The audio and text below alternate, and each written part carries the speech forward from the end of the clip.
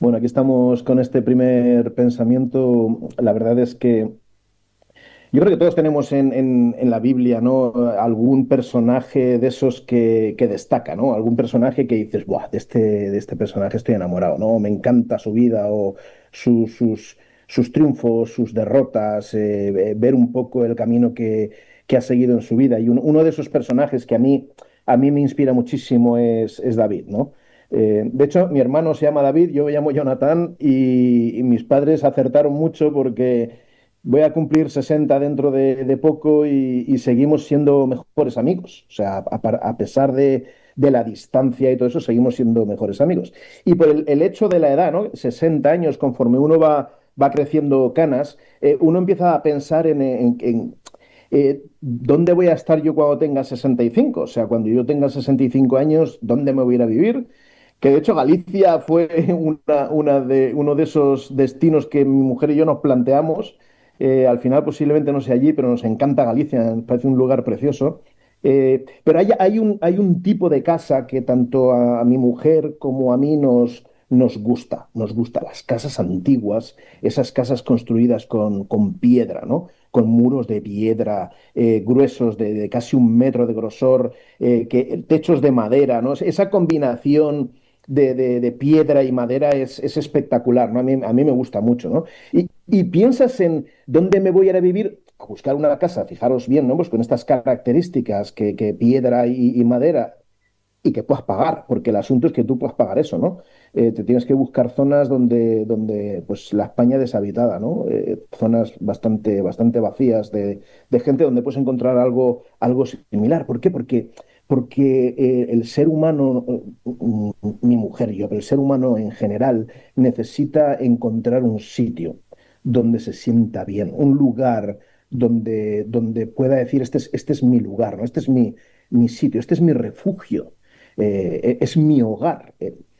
Y cuando ves un poco la vida de David, ¿no? La vida de David es tremenda, de pastor de ovejas, con un éxito tremendo con las ovejas, pero los hermanos no lo veían de la misma manera, pues lo encontramos siendo ungido por el profeta Samuel y, ¡puf!, madre mía, o sea, arranca una nueva perspectiva, una nueva vida que yo no me esperaba, o sea, que David no se esperaba. Y encontramos a David en Primera Samuel, si queréis seguir los textos. Voy a utilizar solamente un par de textos, pero me gustaría poner un poquito en antecedente los dos versículos que quiero compartir con vosotros esta mañana, ¿no? A partir del capítulo 17 encontramos ese momento espectacular, ¿no? De David contra Goliat, esa pelea que tremendamente desequilibrada, pero que Dios la equilibra con una piedrecita, ¿no? Y a partir de ahí David empieza a ser no ya es un pastor, no solamente un pastor de ovejas, sino empieza a convertirse en lo que va a ser rey de Israel, ¿no? Y claro, pues eh, estas peleas, estas fuerzas de poder, ¿no? O sea, ¿quién es el que va a tener el poder? Saúl no puede soportar eso. O sea, ¿cómo puede haber alguien que me vaya a quitar a mí el trono? O sea, empieza a tener envidia de David, lo persigue. Y David termina, y ahí es donde yo quiero llegar, ¿no? David termina escapando. David termina escapando. Y si vamos a Primera de Samuel, capítulo 22, encontramos dos versículos que para mí son espectaculares, ¿no? Dice, partió David de allí, versículo 1 y versículo 2. Primera de Samuel, capítulo 22, versículo 1 y versículo 2. Partió David de allí. Es después de que él ha intentado esconderse en, en la ciudad de los enemigos. Se va a refugiar a Gat, que resulta que Goliat era oriundo de Gat. Y David, como en aquella época no había Facebook, no había Instagram, no había todas estas cosas, pues David decía, bueno, pues no me conocerán, ¿no? Pero le reconocen y el tipo sale de Gat y tiene que buscar un lugar, su sitio, donde ir a vivir, ¿no? Y el versículo 1 y 2 del capítulo 22 de 1 Samuel dice, partió David de allí y se refugió en la cueva de Adulam. Cuando sus hermanos y toda la casa de su padre lo supieron. Y aquí esto para mí ya refuerza esa importancia de la familia, ¿no? El poder, la fuerza de la familia. Dice, cuando sus hermanos y toda la casa de su padre, poneros a contar, yo no sé cuántos debían ser, en la casa de su padre lo supieron, fueron allí a reunirse con él. Bueno, David, no vas a estar solo. Vas a estar en una cueva, pero no vas a estar solo. Y el versículo 2 nos añade, ¿no? El versículo 2 dice, además se le unieron todos los afligidos, todos los que estaban endeudados y todos los que se hallaban en amargura de espíritu. En algunas otras versiones, en algunas otras traducciones, habla de los que estaban descontentos, que no estaban contentos, los que no estaban felices, aquellos que están, podríamos decir, angustiados, ¿no? No ya que tuviesen una deuda o que tuviesen, no lo sé, un dolor profundo, no, no, sino angustiados por la vida que me toca vivir, ¿no? Bueno, pues decidieron todos estos, los que estaban en amargura de espíritu, se fueron y se unieron a David en la cueva de Adulam. Y dice que llegó a ser su jefe, su líder, su líder. Y había con él como 400 hombres. Claro, 400 hombres, cuando se pone uno a contar hombres, hay que añadir ahí todo lo demás, ¿no? ¿no? No eran solamente 400 hombres. 400 son los que él lideraba en el caso de que tuviese que luchar o... Claro, yo me pongo a pensar, ¿no? Mi mujer y yo llevamos un tiempo desgranando la margarita, ¿no? Deshojando la margarita y diciendo, ¿dónde vamos a ir a vivir, ¿no? ¿Qué casa vamos a encontrar? Esa casa hermosa, ¿no? De piedra, de madera, esa casa que nos va a dar eh, el confort, la paz que necesitamos. Pero es que resulta que la paz no viene de un hogar, no viene de la casa. No viene de esos muros de piedra, no viene de esas vigas de madera que son hermosas. Aquí nos dice que la paz la puedes encontrar en un sitio húmedo, oscuro y desagradable. O sea, David y estos 400 hombres con toda la gente que le rodeaba encontraron la paz en una cueva. ¿Quién querría irse a vivir a una cueva? Yo no querría irme a vivir a una cueva, ¿no?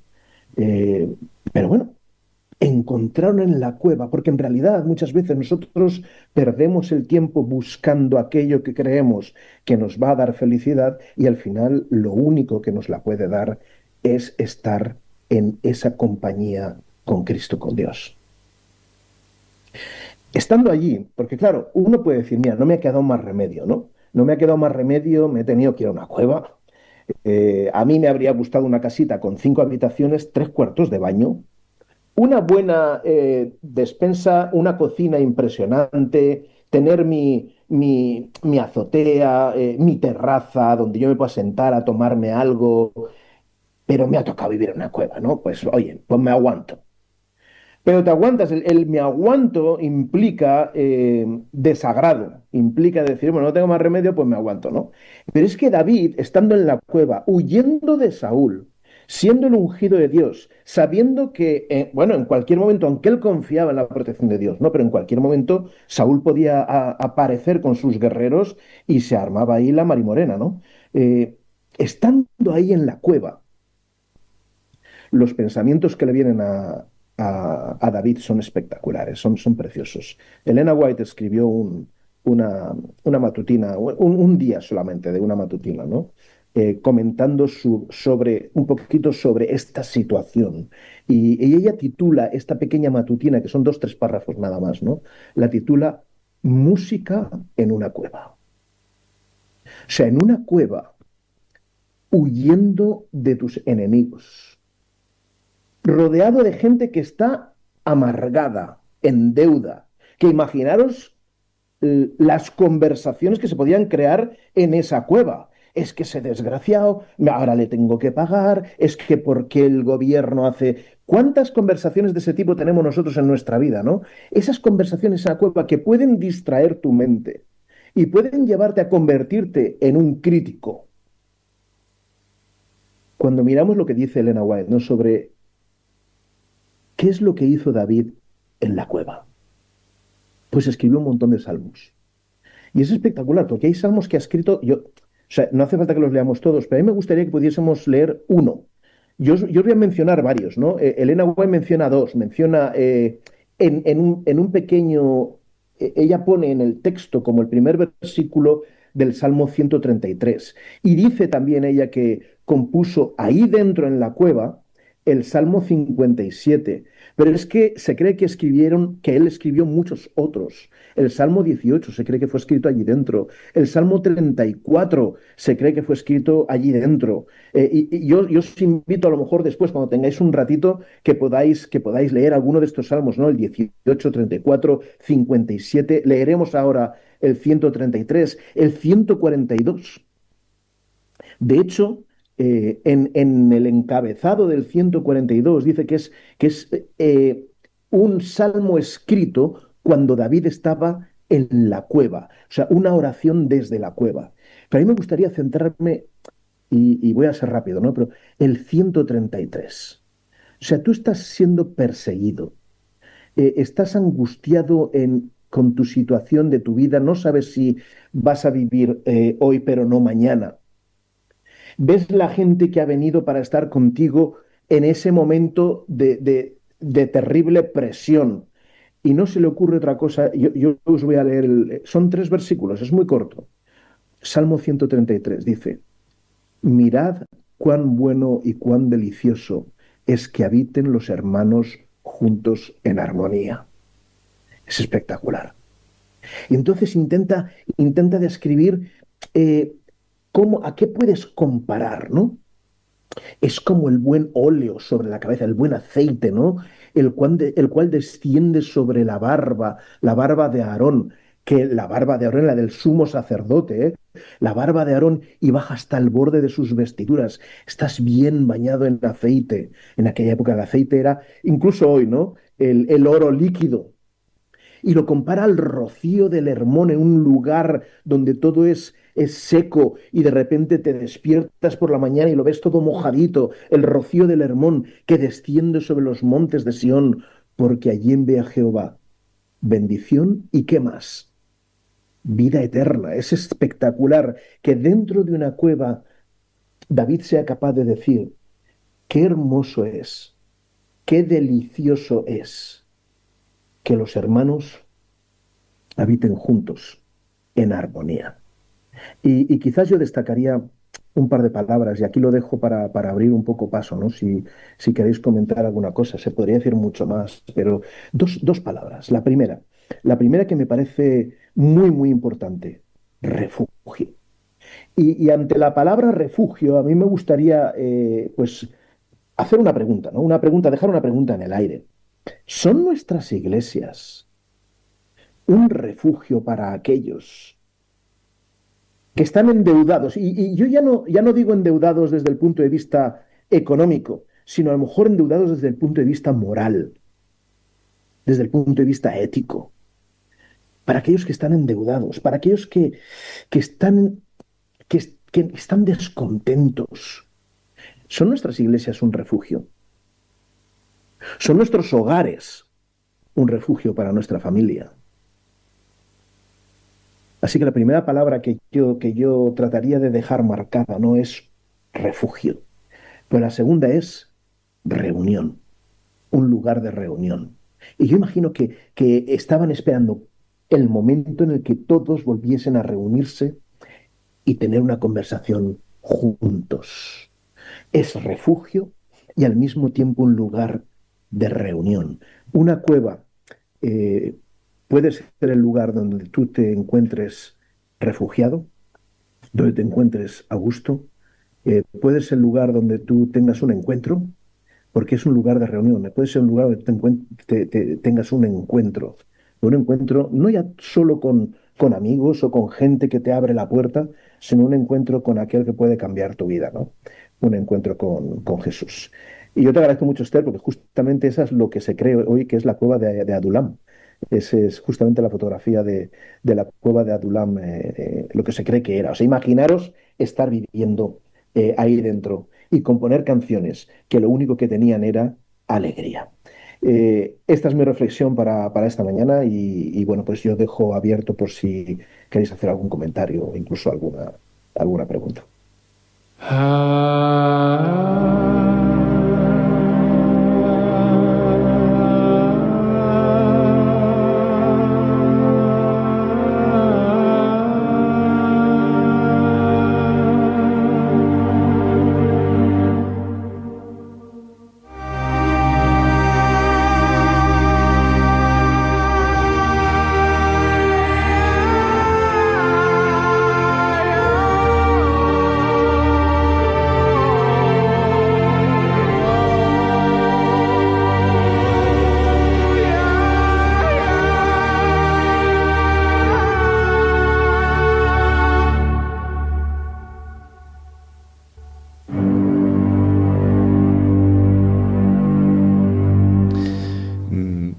Gracias, Jonathan, gracias por esta reflexión.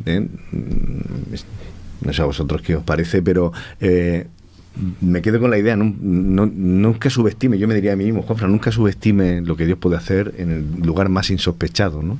Ahí donde puede parecer que uno está derrotado, pues ahí se empiezan a gestar y puede ser el principio y el comienzo de algo nuevo. No sé qué os parece a vosotros y damos una pequeña ronda, un poco de reflexión. David. Me gusta la historia que ha traído, me parece muy interesante porque muchas veces vemos la cueva como algo malo. O sea, la cueva es un sitio feo, es un sitio húmedo, pero si hay una tormenta es un refugio. Entonces, y muchas veces necesitamos nosotros en nuestra vida una cueva, no estar en un palacio, para tener esa relación con Dios, ese dependo de Él. ¿Y qué muestro cuando tengo un problema? Cuando estoy... muestro gracia porque Dios me sostiene, y doy cánticos y veo las cosas buenas que Dios me está dando. O veo la humedad, el musgo, qué feo está, hace frío, no estoy en un buen sitio, sácame de aquí. Muchas veces es eso. Y me gusta a mí, bueno, personalmente, me llamo David, ¿no? Pero me gusta mucho el personaje bíblico de David también, porque pese a las muchas adversidades que tiene, las muchas equivocaciones que tiene, él siempre tiene claro y tiene muy firme su relación con Dios, y aunque las pasa muy canutas, porque las pasa muy canutas, en los momentos más insospechados, en los momentos más feos, consigue tener ese toque de alegría y decir, bueno, mi Dios me sostiene, estoy aquí. Gracias, Jenny, por esta primera reflexión. Ahora, sabes, muchas veces se nos bombardea desde el mundo a decir yo soy yo y mis circunstancias, ¿vale? Y me ha gustado mucho esta historia porque me dice yo soy yo y mi Dios. Da igual las circunstancias, da igual dónde esté, da igual con quién me rodee. Leemos el Salmo 133 y decimos qué bonito, todos habitan en armonía. Esto es lo que llegó David a influir en sus hombres, el espíritu que llegó a crear. Pero el texto dice que llegaron 400 amargados.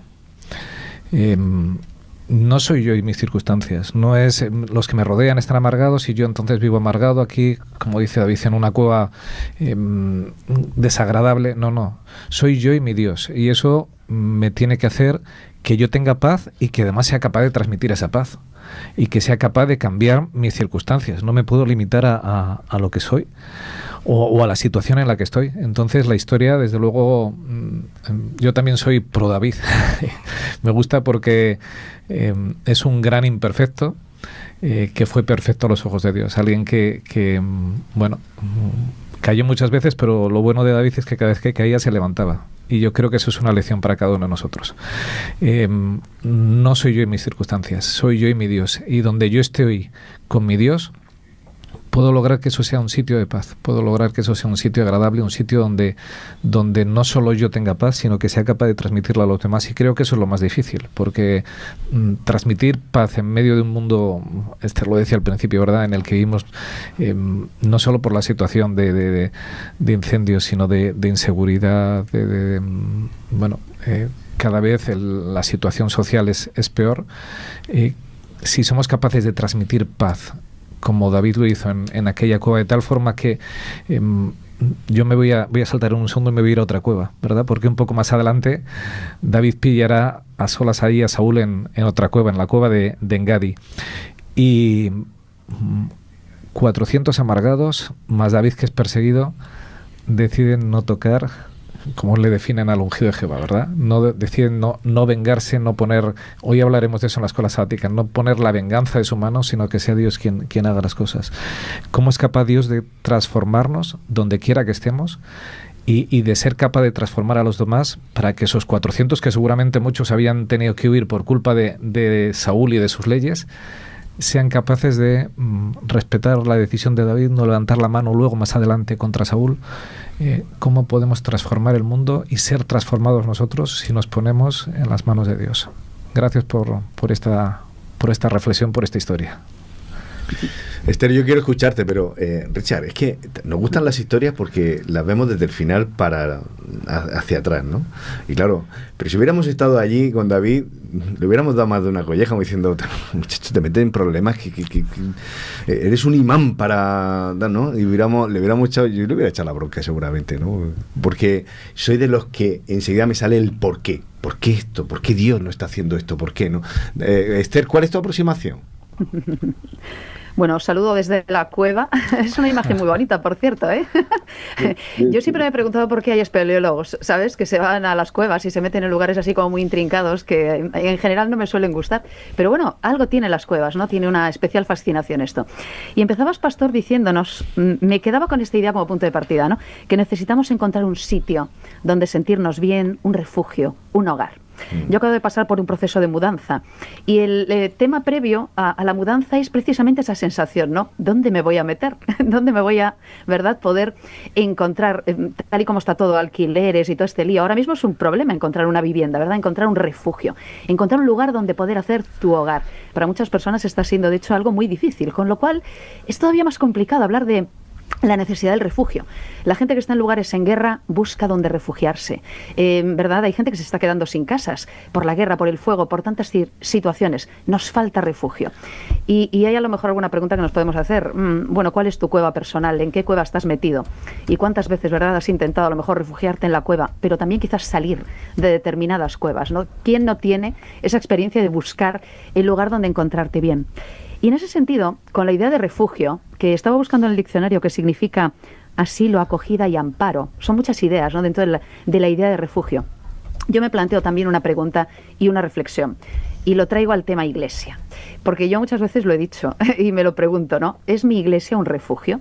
¿Es un lugar donde se puede refugiar no solo la persona que viene de otro país y a la que acogemos, ¿verdad? No solo aquel que viene con sus problemas, con sus temas. A veces lo visualizamos desde la perspectiva material, pero hay mucho de lo que refugiarse también desde una perspectiva ética, moral, familiar, relacional. ¿Cuánta gente viene buscando a una iglesia algo, ¿verdad?, que le pueda servir de amparo, de refugio?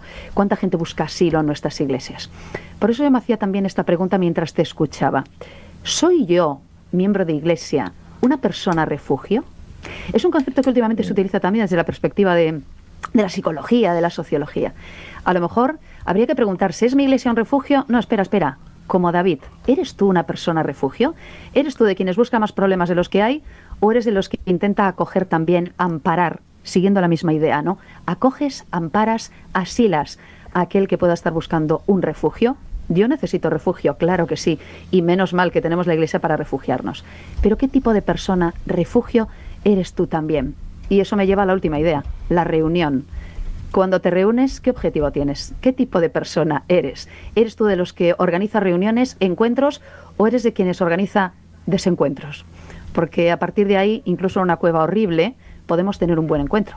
Y me quedo con la idea del Salmo 133. Qué bonito esto. Puede ser incluso esa cueva un lugar donde hay bendición y vida eterna. Es mi iglesia, es tu iglesia, soy yo alguien que pueda estar repartiendo bendición y esperanza en la vida eterna. Pues habrá que hacerse esas preguntas en serio. Pues te dejamos para que pongan la guinda, Jonathan, porque esto es muy interesante, el tema de los refugios, y tenemos ahí un desafío para todas nuestras iglesias que a veces no queremos que las cosas sean fáciles, no queremos complicaciones, y queremos que venga gente a nuestra iglesia, pues que venga, no sé, predicamos, yo siempre ponemos el ejemplo, alguien me lo puso hace un tiempo y me lo copié, es decir, predicamos en las cárceles, en los hospitales, pero luego nos gustaría que no vinieran enfermos ni expresidiarios, sino que vengan abogados, ingenieros, incluso políticos.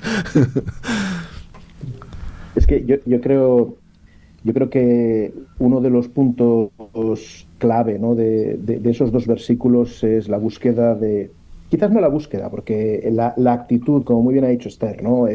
¿Qué tipo de persona eres tú? O sea, la actitud de David es contagiosa y lo que provoca es unidad. Y lo que tú puedes leer en estos versículos, a mí me gusta mucho cómo termina el versículo 3 del Salmo 133, es que lo que está conectando David en ese salmo es la unidad y el bienestar de todo este grupo, al final lo que te va a dar es vida eterna. Es que tú fíjate, es que no es ninguna tontería, ¿eh? El Salmo 133 es tan hermoso, con 3 versículos solo, que te está diciendo, si eres capaz de ser el tipo de persona que en la iglesia, que en tu hogar, que cuando organizas, como decías, en un evento, ¿no? ¿Qué tipo de...? Porque tú, pues, como muy bien ha dicho ella, tú, en una cueva tú puedes tener un encuentro maravilloso, pero es que en una iglesia tú puedes tener un desencuentro terrible.